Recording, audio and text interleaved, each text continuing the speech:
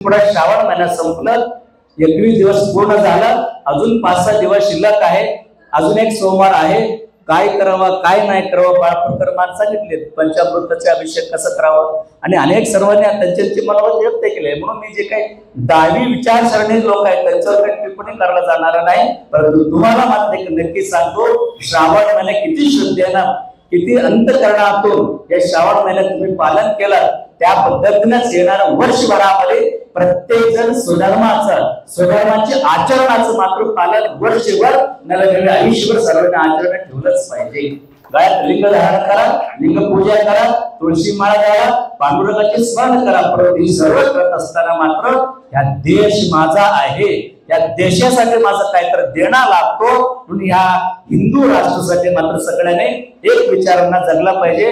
म्हणून एक गोष्ट सांगतो, सारे जहां से अच्छा हिंदुस्तान हमारा.